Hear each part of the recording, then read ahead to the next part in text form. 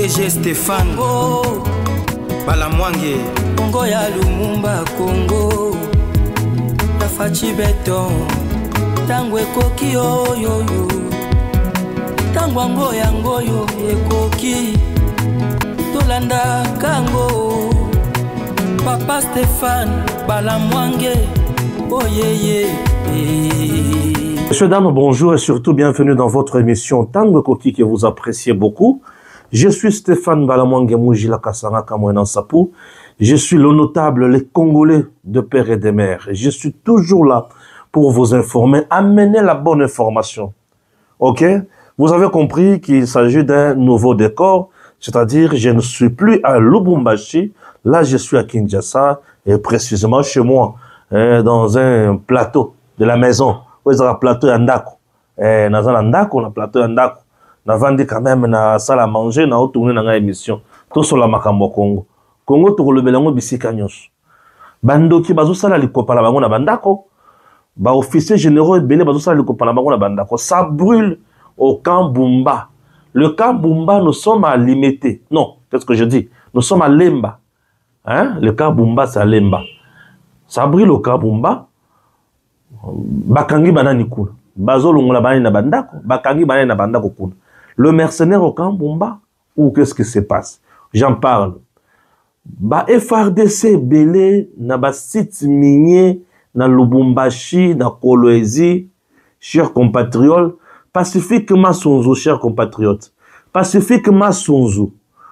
Osa déjà Mokozi à 3e région militaire.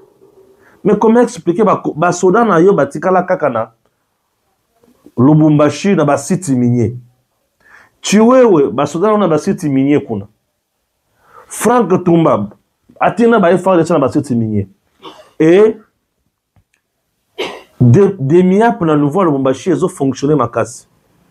Je suis arrivé à l'aéroport international de Luano. Je vis quelques agents de MIAP m'aborder au Korebi Sanga Makambo. Na lobby. Ah oui? Na lobby quand c'est quelque chose où les autres dérangent mingi. Et dans la cité minier, on a des soldats qui ont commis que ça va faire dans le Lubumbashi. Ça dérange. Hein? Le président Tshisekedi a kangi réseau Yambongo nyonso Kabila banda kosalela. Réseau Yambongo.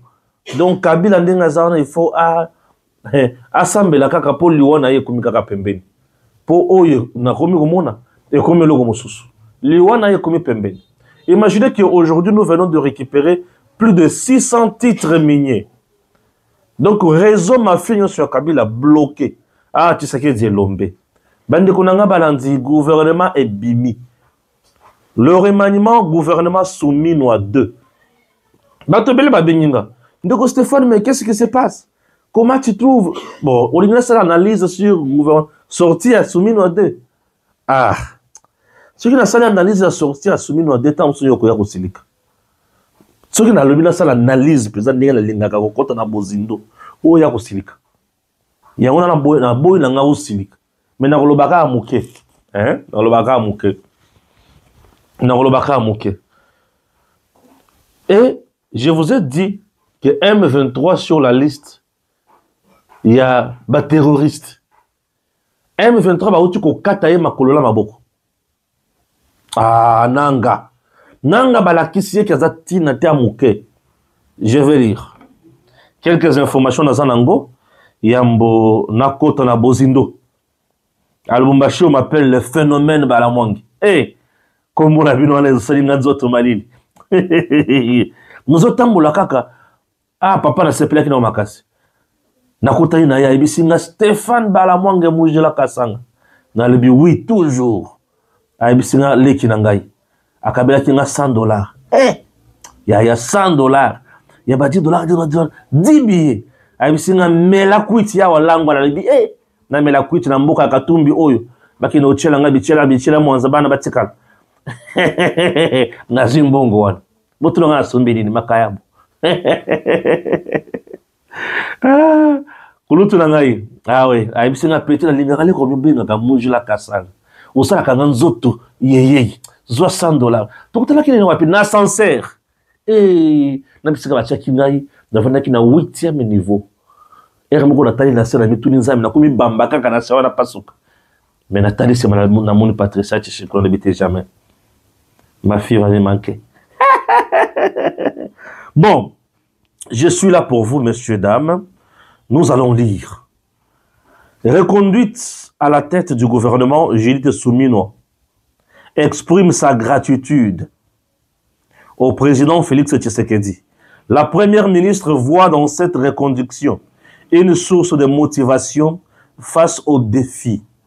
Elle remercie les membres sortants pour leur collaboration, tout en souhaitant la bienvenue aux nouveaux membres. Elle les invite à faire preuve de sacrifice, de dignité et de rigueur. La chef du gouvernement appelle à poursuivre la mise en œuvre du programme d'action du gouvernement selon la vision et les engagements du chef de l'État face au peuple congolais. Parole écrite. Voilà. Maman Judith Soumino. Et le quoi, moi, je suis heureux. Il y a comme une maman Judith Soumino Kozonga, première ministre. Puisque ba prouesse naye ezali makasi. Asungi mboka. Et mokonzi azali fier. Il y a comme une maman Judith Soumino. Pour une première dans l'histoire de notre pays, une dame première ministre. Et qui vient, il y a qu'à placer barre très haut. La diplomatie, l'économie, les finances. Makamouane et Tomo Mimingi. Avec Judith Soumino. Maman Yabouania est belle. Oui. Et maman Yabouania est belle. Une dame qui travaille avec son cœur. Qui soutient le peuple. Bande Konangaï. Les Cambouétas, les carburants à pompe. Et les Camarosakana Yangote. Maman Judith est allée plus loin dans la zone occupée. Dans la guerre dans Goma et Bukavu. Avant de tomber sous mais terroriste. Elle a eu à alléger la tâche sur le plan fiscal dans la fournisseur à Bilo Kokolia. Maman est allée plus loin pour mettre Kagame à genoux dans le sommet EAC Sadek. Maman Judith, c'est la grande dame du moment. Il y a ça, il faut qu'on paye ça trophée à mérite. Oui. Non seulement elle est restée rationnelle, rigoureuse, à lobby, nous devons continuer. Il y a qu'à exécuter. Vision à Mokonzi Mboka, Namaïman sur la caca peuple. Voilà la personne qui est dans la vision du chef de l'État. Maman, je l'ai soumis notre look. Je suis très heureux. Il y a comme qui va reconduire. Merci. Je salue également l'entrée de Mozito au sein du gouvernement. Mozito n'est pas n'importe qui, c'est une grande tête qui vient d'entrer. Mozito, budget, aux yeux économiques, vous avez Mongoko Samba. Ah, voyons ce que ça peut donner. Tous sont congolais. Ba économiste ya malonga. Ba to basala kamosala nenge longo ban. Total résultat na bango. Moi, je ne vois pas autre chose à part dire félicitations à Adolphe Mozito, qui n'a pas voulu qu'aucun vers Kabila, vers Katumbi, vers Nanga, mais a préféré qu'on travaille aux côtés de son frère, Félix Antoine Tshisekedi Tshilombo. Où est mon problème? Je dis bravo. Hein? Disons bravo. Je salue également nomination, il y a Eliezer Ntambwe. Aza, vice-ministre au niveau, il y a défense. Elle a dit, moi j'invite. Ah, ce n'est pas n'importe quoi là-bas, hein, puisque d'abord, ils ont vice-primature. Hein. Eliezer Baché, peut-être, c'est quoi qui top. Makasi Naye, total de quoi il sera capable. Un criminologue, Eliezer Ntambwe. Oui, un criminologue. Aza yaya scientifique, mais c'est quand on attend. Dans l'école de criminologie. Félicitations. Eliezer Ntambwe, Mwana Bayer. Qui encore? Bato bien pour Mwana Koutino, depuis qu'il y a coupé sa fachi Bible, to livre, m'a nommé ya komi ministre ya jeunesse. Où est le problème? Ceux qui m'a nommé peut récompense ya papa naïe na Moussala Sala pour na Congo. Ma bezate? Ah, bien sûr, puisque le père Koutino a travaillé pour ce pays. Sauvons le Congo, ce n'est pas Koutino. Koutino a payé le prix. Et Bananaye ba Nyokoma. Moi, si Naya Nyokoma. Koutino aujourd'hui a commis invalide. Pour na Moutoumoko Babini Kanambe. Kanamba ya azwa Kutino a commissaire prisonnier personnel. Kanamba yoka mutema passe pour Kutino lobby sauvons le Congo. Est-ce que ngana kuti yoka mutema passe ceux qui va lobby langa sauvons le Congo? Mon habilleur de luxe Chris Mode. A yoka mutema passe ceux qui va lobby que sauvons le Congo. Non quand même, soyons sérieux. Mais Kanamba yoka sauvons le Congo passe pour nani? Pour parce que il y a ça Congolais te. Il y a yoka mutema passe. Il y a sauvons le Congo. Patricia, c'est pas possible. Et elle ne fait que crier. Alors, dans ce cas, le gouvernement, bon, je m'en souke la wana. Nana posa oloba makambo ebele belete. Na ministère de la justice na moni ba che moto mususu wana. Malé meto redécouvrir makambo. OK. Tshisekedi décapite l'empire minier de Kabila. A kati yango. Fachi a kati empire minier à Kabila. 600 titres récupérés par l'État. Dans un vaste coup de balai, le président Félix Tshisekedi a frappé un grand coup en récupérant près de 600 titres miniers, anciennement contrôlés par les réseaux de l'ex-président Joseph Kabila. Cette opération d'envergure, menée avec l'appui du cadastre minier, a permis à l'État congolais de reprendre le contrôle de plus de 31 000 km² de concessions, marquant ainsi un tournant dans la gouvernance de résoudre bien sûr des choses et de gagner des ressources naturelles du pays. Présenté officiellement au ministre national de Mines, ces rapports confirment la volonté du pouvoir actuel d'assainir un secteur minier longtemps dominé par l'opacité, souligne une source au ministère de Mines. Chers compatriotes, objectif affiché, relancer une exploitation transparente et maximiser les retombées économiques pour la RDC. Premier producteur mondial de cuivre et cobalt, une décision qui assoit un peu plus l'autorité de Tshisekedi face aux vestiges de l'ancien régime. Tshisekedi a frappé Bango et Loko. Fachi a frappé Bango et Loko. Les États-Unis et l'Union européenne désignent le M23 comme un mouvement terroriste. Que reste-t-il des négociations de Doha? Aïe, Nzambe, Balala Pongi. Balala Pongi. Nous sommes au regret de voir porter à votre connaissance. Oh yo yo, ça ne nous intéresse pas du tout. Oh, ça ne nous intéresse pas du tout. Totanga Oyo. Troisième audience dans l'affaire du ministère public contre l'ancien président de la République Joseph Kabila, jeudi 7 août, à la haute cour militaire. Dans sa lecture, la greffière principale de la haute cour a fait savoir qu'au-delà des témoignages recueillis inculpant l'ancien président Joseph Kabila, se trouve également une interview réalisée avec RFI. Joseph Kabila a bel et bien confirmé dans cette interview qu'il travaille aux côtés de l'AFC M23 qui, selon lui, est une voie pour la reconquête de son pouvoir légué à son successeur et dont il dit avoir pris repos pendant 6 ans après la passation pacifique et civilisée. Azwaki repos. Mboka ya tata na ye rwandais, mboka famille na ye ya rwandais, azwi repos. Congo kozonga eza Congo wapi? Congo ya biso nde kozonga. Ozolota. Congo ya biso nde kozonga. Le ministre britannique, durant son compte rendu devant le parlementaire, il dit quoi? J'ai demandé au ministre rwandais, pourquoi votre armée va tuer des gens à la machette au Congo? Ministre rwandais, tikali kimia zotala kaboy. A comprendre le côté. Nano bo comprendre te. Boko yoka.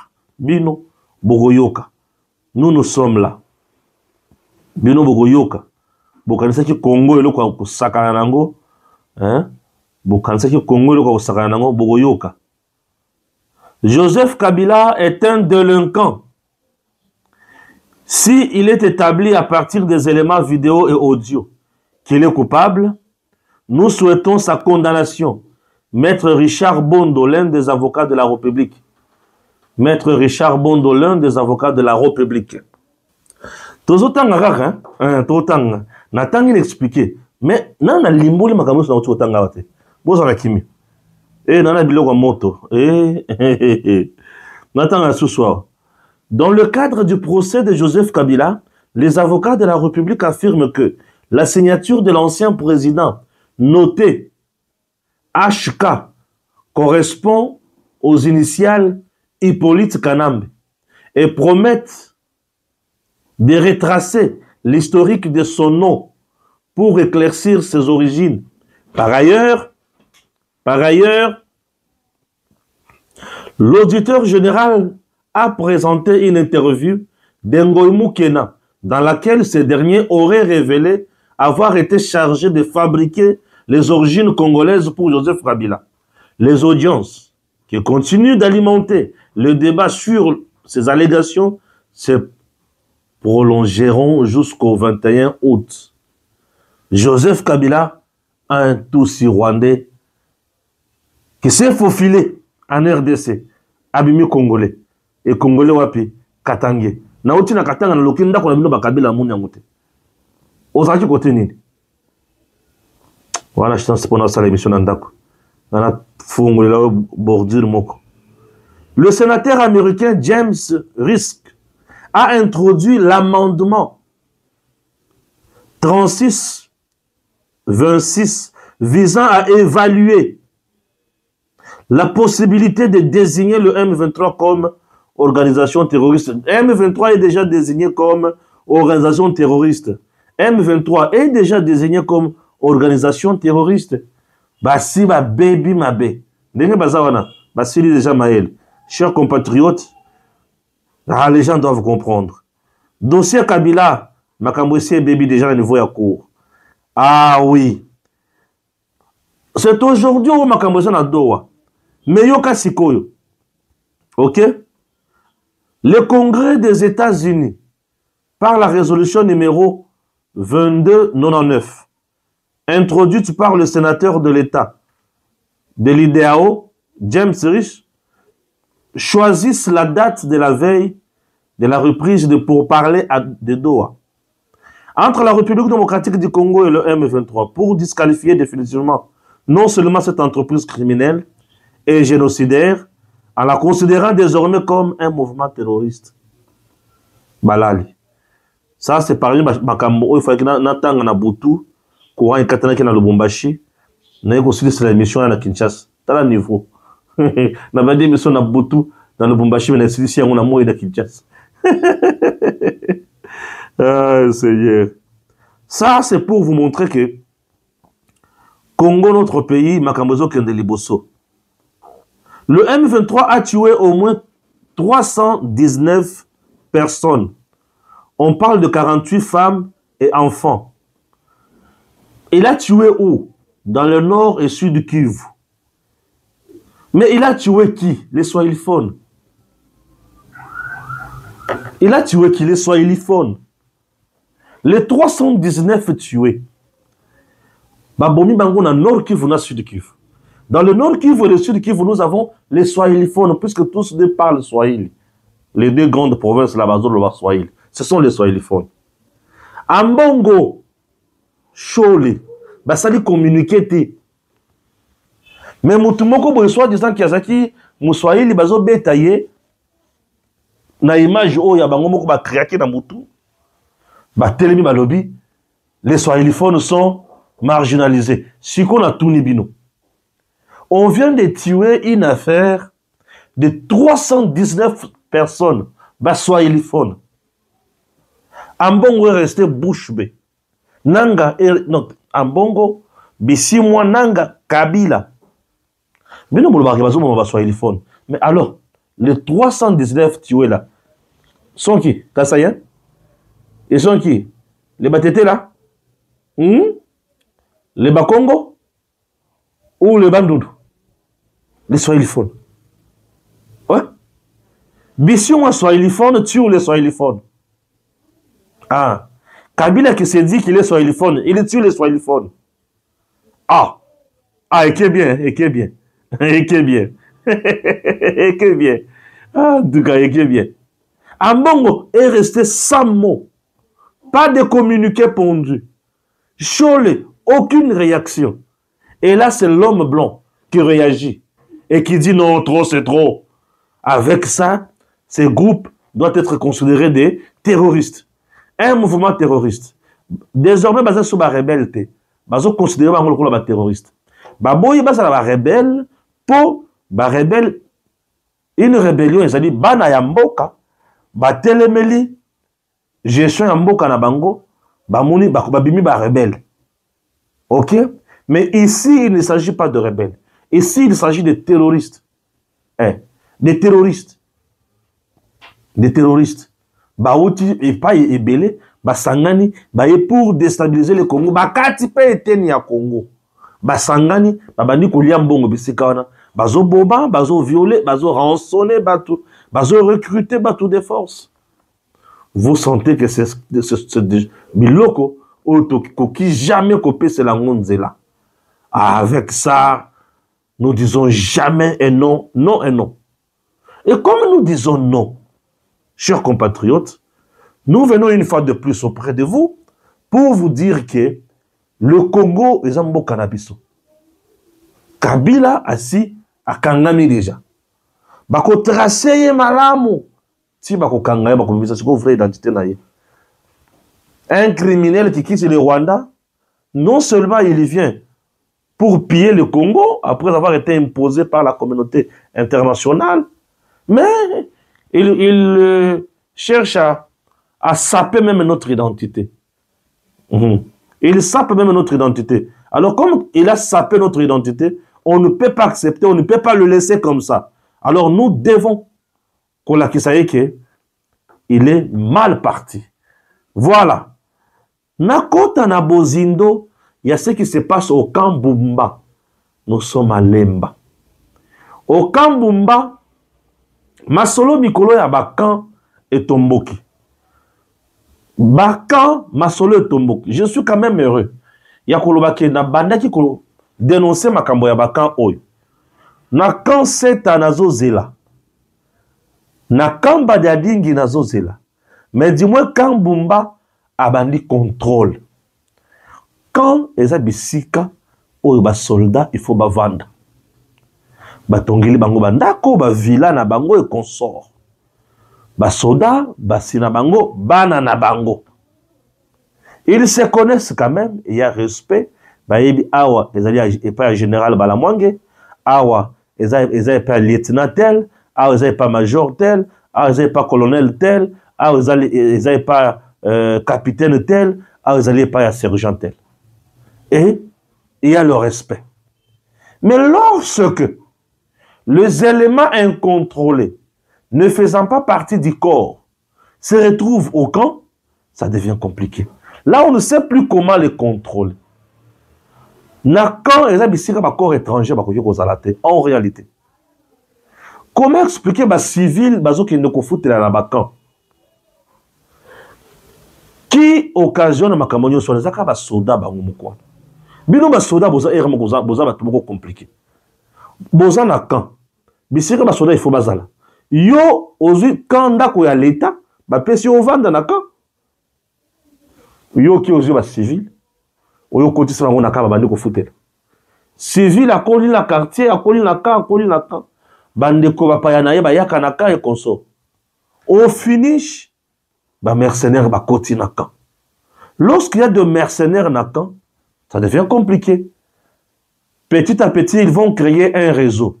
Il y a Bana Soda, Naminduki Batata na Bango, il y a Basia Basoda, Baleka Mungu, Wana Sukali. Ba créer un réseau, Babani ko créer mon boule. La RDC traverse une période critique. Nous devons prendre soin à Makamonios. Et tant que Bozo Lukabo créer des mercenaires na Kambumba, c'est pour déstabiliser quoi? Kambumba, ils ont déjà dans la commune, il y a Lemba. Lemba a Kangamina limité. limité pe akangami d'un côté bakabwanya na kalamu limité et limité akei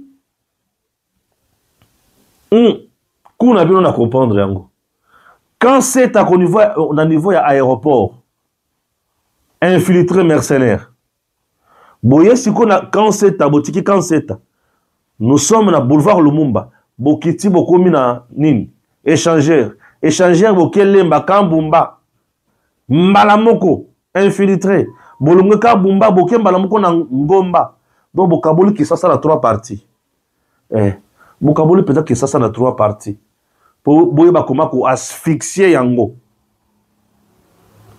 On doit d'abord chercher bato bakotisa ki ba civil na kambumba et ba civil wana babana ko yamba banani. Vous savez, en matière de sécurité, mboka na biso Congo, Kanambe, nous sommes restés pendant 18 ans à Tata Oyo. Moi, na mobali, tout le 18 ans. Non, Kanambe n'est plus génération. À cause de la papa Nangate, c'est mon ami. Kanambe, tout ça, à génération, moko. Yaya Nangate. Bien sûr. Master Nangaro Kabila. Oui, Master Nangaro Joseph. Devant 18 ans. Vous savez, nous vivons sous la grâce. Hein? Nous sommes un pays sans fichier à identité nationale. On n'a pas une identité nationale dans un fichier. Nous vivons comme quel genre de peuple? Un peuple qui n'est pas identifiable. Ma carte d'électeur au Kabila Banda Kopé Sabisonio, ceci là. Nous n'avons même pas une carte d'identité. Congolais, que tout ça. Ce que mon mouton moins de makasi, oh ça sénégalais. Ce que mon moins de sous moi bongo bongo, oh ça malien. Ce que mon mouton solo ba, oh le belisa ba malien, oh ya ba sénégalais ba war. Et le belisa ba camerounais ba ngomo ba lo ba boy. Allez oh ça ivoirien. Tala niveau tout ça. Tala niveau tout ça. Congolais alungo lemba asali mariage coutumier na lemba mariage civil na lemba. Ake na limité a qui on peut aussi la mariage na nyonso alongo pe wana ke na kala mo ko sala pe mariage. Pourquoi? Parce que nous sommes tout simplement restés na niveau ya kokoma na ba kaye tokomaka. On ne sait pas identifier moto. Congolais sali crime na ye na Mbandaka akiti na Congo central sali crime mususu akiti wapi na Bukavu sali crime mususu aye kananga asali crime mususu a se retrouver na Lubumbashi asali lisusu crime mususu a se retrouver na Kisasa otunie basi bakanga yo te bakanga te akoyi biso ki na sala de paka mais soki tozala ki na fichier c'est qui Stéphane Balamwangi babeti na machine brrr Stéphane Abimi abomaki na Lemba aviolaki na Ngaba ayibaki na Maluku ayibaki na Sele Aïbaki na Lemba, balaki signons. Ah, Stéphane, toi tu es un élément dangereux. Donc, nous sommes les Zangay. Moutomutu nous attend à Moussala Bakopé, ça y était. Moutomutu doit na Bakomele, Bondote, Bakocha Malamoko na Bolo. Voyez un peu. Et le Congo manque tout ça. Congo manque tout ça. Bande de données à ma criminels. Na évité, police, la mission criminelle, sur la comme ça, na évité. Ba yebi réseau wana bango basala ka musala boy ba petit réseau pele baza wapi o bakati mutu machette ba koteli mutu ndako ba koteli bato ndako koteli côté en sel ok c'est bon avant de côté en sel ba petit ba pola kami roto yo eza ba rouge na ba noir ba bengi ba noir na ba rouge petit bino boti ko sala ko o viete eza ba noir eza bisoté toujours travailler dans ce bitou na ba ministre ba gouvernement ils ont côté zobima. Est-ce que biloko bo comprendre ka yango ko sala yango ndeko mona muto ya koti et pas ya mundele pose wa carte SIM il faut pas identifier yo même à Brazzaville j'ai constaté ça na Brazza Kakao ba identifier yo si ma identification ba c'est léonine OK et pas ya na commune na ukobi na quartier oyo naza na avenue tel na uti esika tel voici mes pièces batali yo babeti na machine batali OK c'est bon pas d'antécédent judiciaire. Non, aza criminalité. Aza recherché. Bazuyo, bachoyo, batikyo, obandi gouverne. Mais pas dans l'histoire. Na lungwenji limbala moko na zulu pango na limete. Na zulu na kuna limete na koti pe kuna na bandi gouverne. Muto kotuna nga pe azate. Bangona mutu bakoti awasika. Ya solo. Wana oye chéri, banani. Mais kasi bango mutu bakoti na étage wana. Ah, bango mutu bakoti batosira. Tala niveau tout ça. Nous vivons comme dans une jungle. Tout ça va tout est. Nata moderne oyo. Nous sommes des animaux. Je vous dis. Avec ça, même sur le plan criminalistique, c'est difficile de mener des enquêtes et faciliter la tâche aux enquêteurs. Ba tomber na maboko ya bourreau ou ya sakita crime. C'est difficile. Et pas nabiso ba comment on développer on dirait kisi. Au bomi mutu, au kimi ba bandi olandela yo na ba kisi, ba chena nzungu, ba chena ilamba, Seigneur Jésus. Pardon. Tout ça ka battre. Fachi on sali 6 ans. Mais loko pe ezate. Hein Fachi? Et loko pe on sali 6 ans ezate. Nami tuni kaka, okotika biso pe kaboy. À la ligue vont les choses dans mon okotika biso kaboy. Mais hier moko na monu nzeko na poso pe ta carte d'identité. Tous ta carte d'identité. Puisqu'à partir d'une carte d'identité où ils en a puce, on peut identifier quelqu'un sans problème. Vous voyez? C'est un peu ça. Toko tana bozindo. Donc bisika lokola bakan eza bisika où il faut sécurité sur la makasi. Contrôle sur la makasi. Puisque ba réseau ezo la makasi. Ba coup d'état na silité na mboko. Bazoluka par tous les moyens.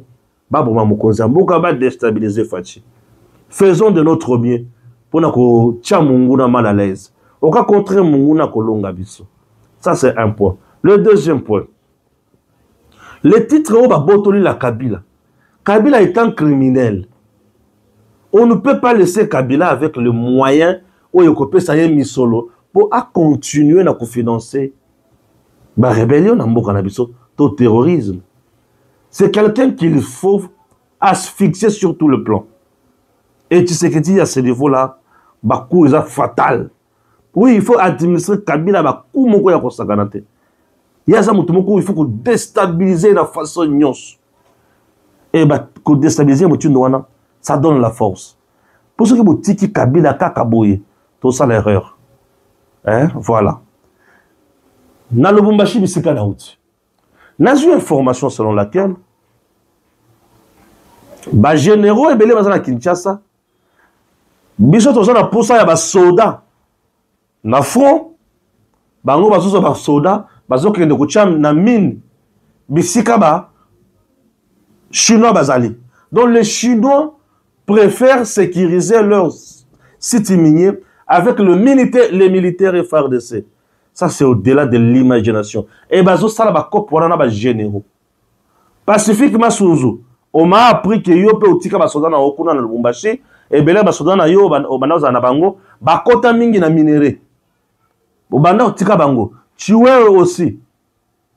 Frank Tumba Bomunda aussi. Les trois ici sont cités. Même le général qui a été récemment, James, hein, non pas le général James, son nom m'échappe. O bakangaki na Lubumbashi, azaki na mandoki na ndako. Général la mandoki na ndako. Général azu mandoki apesi ba FRDC, ne sika ba kende ko bunda, mais baké na ba site minier pona kosala nini? Ko kengela ba chinois. Bande ko ngai. Na yebi ke bato balingi top mingi na mboko. Le militaire n'a pas pour vocation ya ko kende ko kengela ba site minier ya ba chinois. Ce qui va chinois besoin de poser la sécurité, la police est là. Bakende na division spéciale ya la police ya Maimatali, ko kengela ba tuna biloko na bango, ba privé, payer l'argent à l'État et l'État va disponibiliser pour vous la police. Mais le phénomène ya FRDC na ba site minier na Lubumbashi euti wapi. Euti wapi. Et comme affrontement na ba jeune mingi na Lubumbashi. Et ba jeune bazo kufa mingi. Batu ya makasi wana baza wana ba vandeli makambo wana. Bande kona ngai balinga mina nkolo. J'ai vu une danseuse, moko, il y a, à la rapine, pas à Ouera, à Kinaki na campagne, il y a Docteur Jésus, le Dieu de mon père, il y a Pasteur Carlos, na palais du peuple. Eh, Liloba, moko, zalaki mkolana le premier, le deux. Liloba. J'ai vu Kabundouale, ça dire que Carlos a taillé Liloba, na degré, on a lingakate. Na lingakate, na matana bétaillé. Oui, Azul Liboma, le binga dans un camouflage désordre. Ah, les cambo, il y a double portion. Carlos, double portion. Mon pasteur, double portion. Le manteau, il y a Tata Ikiti. Ah, mon sali Lankolo, Carlos. Et j'ai vu aussi l'homme de Dieu que j'aime beaucoup, Mouipe Augustin, Ogui. Il était là. Hein? Ah, Mouipe, mon pasteur, pasteur Mouipe. Je vous aime beaucoup, vous savez. J'aime écouter ces chansons. Ah oui, l'homme de Dieu, pasteur Mouipe. Que Dieu vous bénisse, cher pasteur. Je vous aime beaucoup. Stéphane Balamang, l'homme de Tangue Koki RDC. Raison pour laquelle vos chansons m'inspirent. Hein? Donc, du coup, quand j'aime bon belé, aussi, on appelle que ça bon zambé. Ah, Mouipe. Oui, toi, Kundemba. Même je la casse. Oui, wakubaza kunde bamutomba. Même mujila kasawa kamwana safuni mbondo. Hey. Ah, yanga ya mwimpe. Merci beaucoup. Alors, chers compatriotes, militaire pour ça nae, et bisika na yesa bisika ya mandoki ya zamba, koyeba kobundela ekolo. Mais militaire na Katanga eza na affaire moko ya kosakana te. Hein? Et il y a un colonel, Atika Makazaka la demi-apatika, a préféré vendre, mais a commis patron, il y a un fermier nyonsona, il y a Katanga ya Lubumbashi. Fermier. Il y a un fermier na bango. Entre-temps, Azali Ndeko ya John Numbi. Na ba ferme wana oyo a commis na ba John Numbi wana. Bazo bomba nini. Yango moni ba perquisition à tout moment. Na ba ferme ya Katumbi, ya John Numbi. John Numbi ba ferme na ye faut kolandela ngo bien. Ba ferme wana ezo bomba biloko. Bo fongola miso. Moi je viens de Lubumbashi. Ba ferme ya John Numbi ezo bomba biloko. Et il dit qu'à peine de faire son travail dans le Haut-Katanga. Il travaille bien. Mais à Kuta biloko moko ba lona place on est au Sarate. Pacifiquement Sonzo était là. Il avait des soldats, des militaires. Hier, pacifiquement, sous un titre militaire, pacifiquement sous. C'est ça que les gens disent là-bas. Il est cité.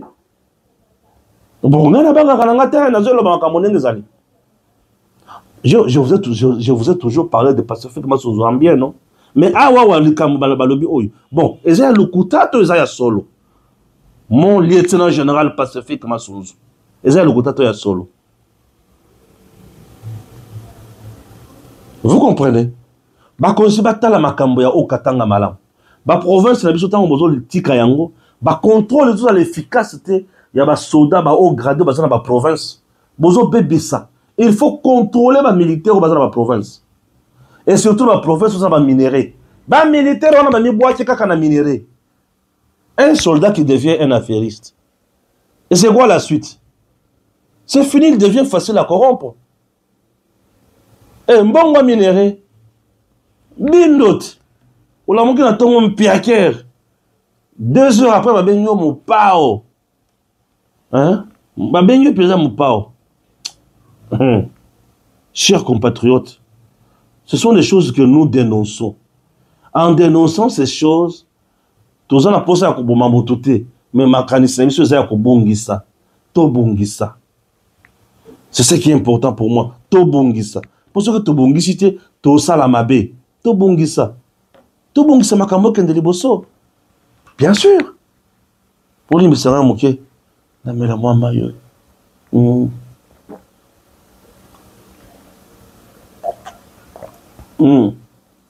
Talaka na uti Lubumbashi, mali les amakasi.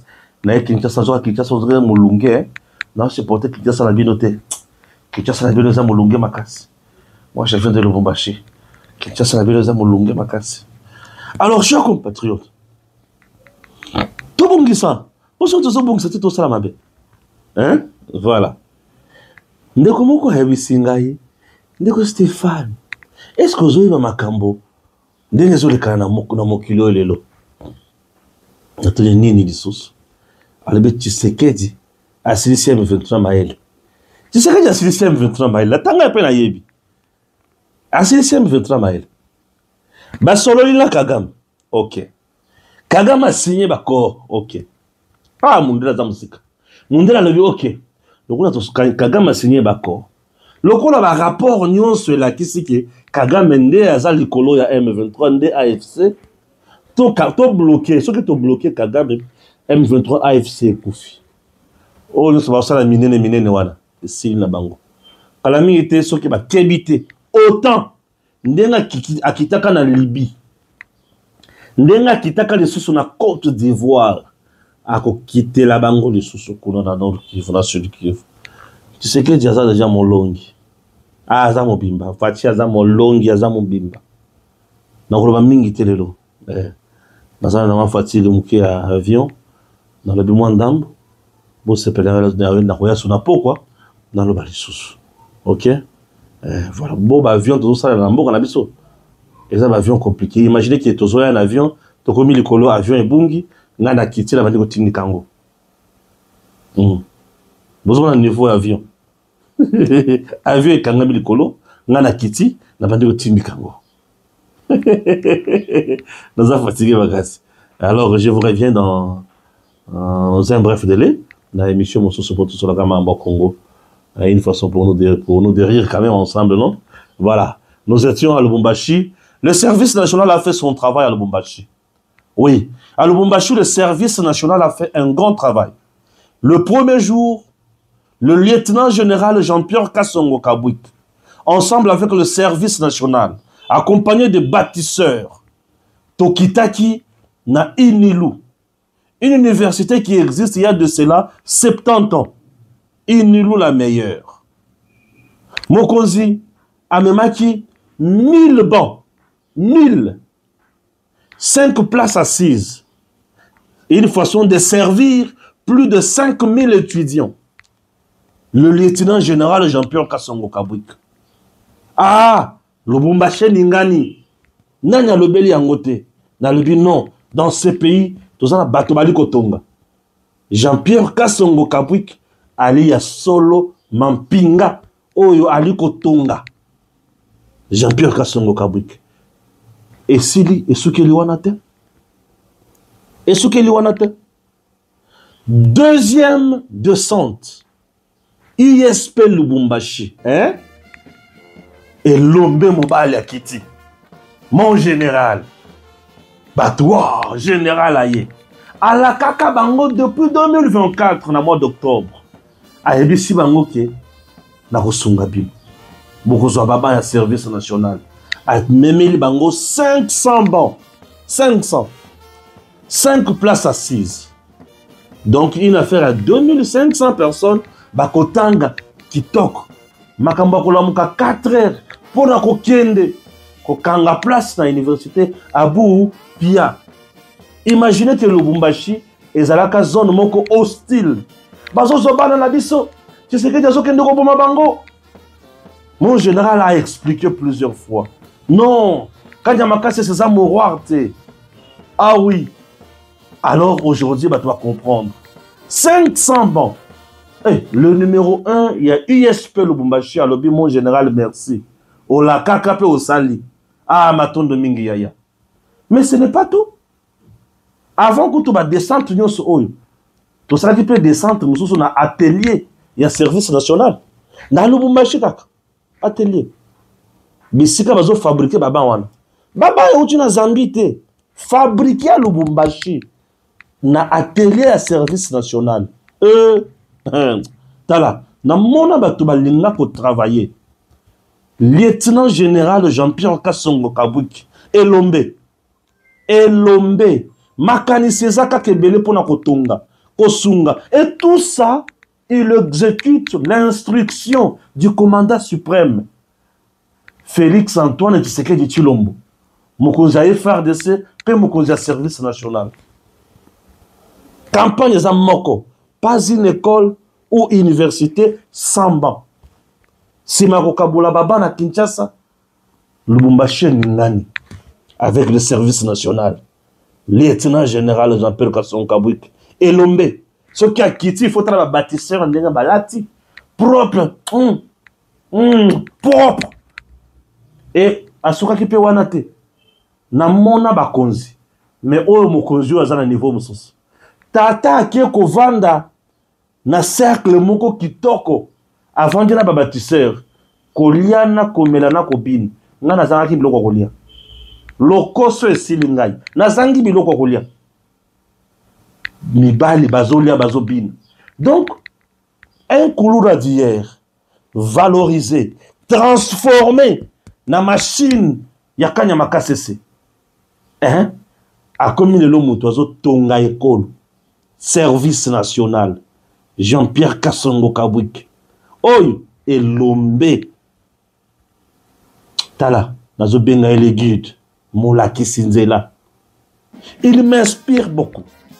À partir de rien, a commissi mutu abani kosala musala ayekoli ayebi mutu ya lobby azaki na machette musala ko kata batu melelo akomi ko raboter libaya azo sala caro azo tala peinture azo tonga akomi mutu malonga akomi ko servir d'étudiants ko servir batu na bopito bali ko tonga oh là.